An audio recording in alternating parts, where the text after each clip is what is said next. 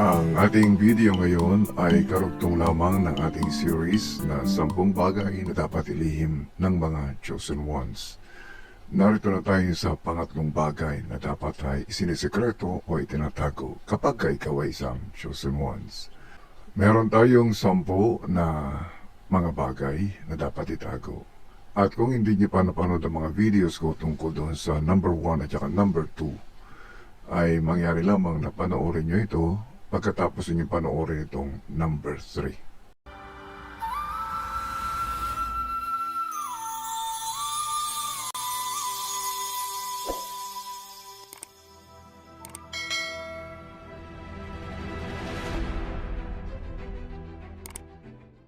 Welcome back to Patnubay TV.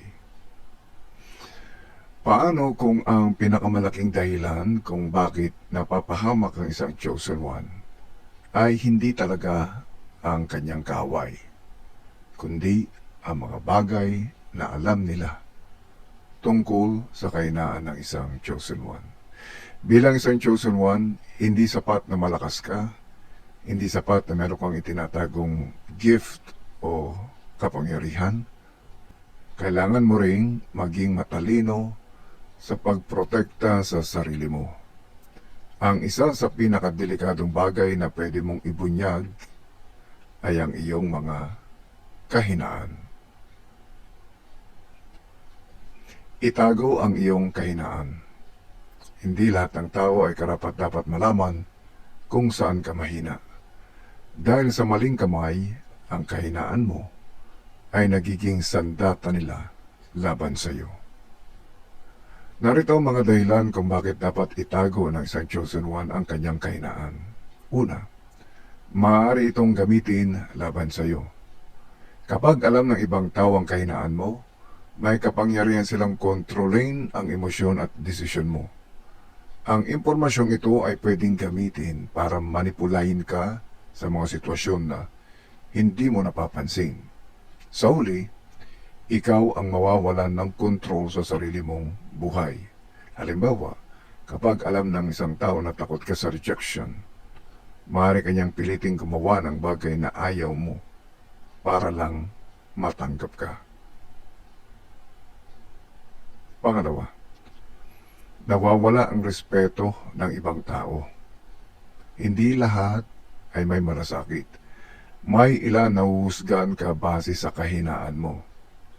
Sa halip na unawain ka, gagamitin nila ito upang dahilan para maliitin ka. Kapag nangyari ito, bumababa ang tingin nila sa kakayahan mo. Halimbawa, kung nalaman ng katrabaho mo na madali ka ma-pressure, maaari kang i-overload ng trabaho dahil alam nilang hindi ka tatanggi. Pangatlo, nakakaapekto ito sa iyong confidence. Kapag palagi mong binabanggit ang kahinaan mo, mas lalo itong lumalakas sa isip mo. Unti-unti mong pinaniniwalaan na yun ang limitasyon mo. Sa halip na umangat ka, ikaw mismo ang pumipigil sa sarili mo. Halimbawa, kapag lagi mong sinasabi na mahina ako sa ganito o sa isang bagay, mas lalo kang natatakot subukan ito. Kahit kaya mo naman. Pang-apat, ina-attract mo ang maling tao. Kapag sinabi mo ang iyong mga kahinaan, ito ay nag-a-attract ng mga maling tao sa buhay mo. Ang mga taong may masamang intensyon ay natural na lumalapit sa mga taong may nakikitang kahinaan. Nakikita nila ito bilang oportunidad para makinabang o mang-abuso.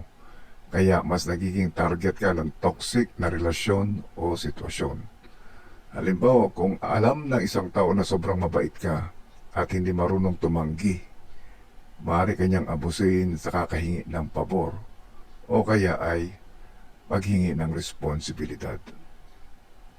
Number 5, nawawala ang iyong inner power.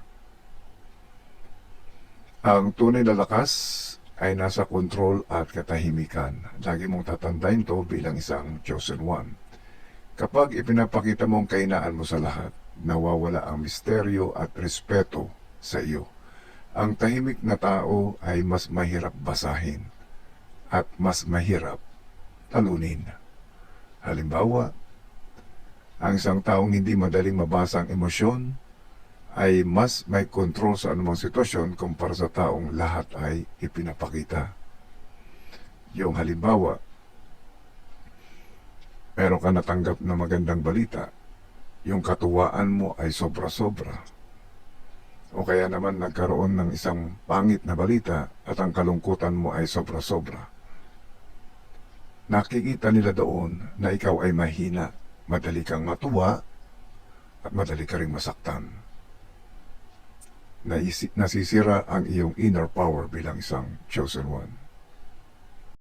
Kung ikaw ay nagdududa na isa sa mga chosen one, narito ang mga palatandaan. Kung ikaw ay dumaan na sa maraming pagsubok, pero patuloy ka pa rin, na mas pinipili mo ang katahimikan kaysa sa mga drama sa buhay o ingay ng sanlibutan, natututo ka sa sakit at hindi ka natatalo sa mga kabiguan na natatam mo at ikaw ay merong mas malalim na pag-iisip o pananaw tungkol sa buhay. Kung ganito ka, hindi aksidente ang lahat ng pinagdadaanan mo. Hindi mo kailangang itago ang kahinaan mo sa sarili mo. Tandaan sa sarili mo. Aminin mo sa sarili mo ang kahinaan mo. Pero hindi mo kinakailangang sabihin sa mga tao. Hindi mo kinakailangang ipakita sa lahat ng tao para kung sa tingin mo makakahingi ka ng simpatya. Una, kailangan mong kilalanin ang kahinaan mo. I-acknowledge mo ito. And then, trabahuhin mo ito ng tahimik. Paano mo palalakasin ang iyong mga kahinaan at gawing lakas ito sa tamang panahon. Ang iyong kahinaan ay hindi mo kaaway. Pero hindi rin ito dapat maging public information. Ang sekreto ng tunay na malakas ay hindi ipinapakita ang kanyang kahinaan. Inaayos niya ito ng tahimik. Kung nararamdaman mong ikaw ay patuloy na lumalakas sa kabila ng iyong kahinaan, i-comment mo, pinipili kong lumakas. Don't forget to like, subscribe at i-share sa mga taong tahimik pero lumalaban sa buhay ang ating video. Sa susunod na video, pag-uusapan naman natin ang ika-4, ang iyong next move. Bakit dapat ay hindi alam ng iba ang iyong mga susunod na hakbang. Alamin natin ang mga kadahilanan kung bakit ito ang sekreto ng mga taong laging nauuna sa tagumpay. Kaya kung ikaw ay chosen one at gusto mong magtagumpay sa buhay, ang tabayanan ang ika-4 na bagay na dapat mong itago. Huwag palampasin ang susunod nating video. Maraming salamat sa inyong panonood. Hanggang sa muli, mga kaibigan.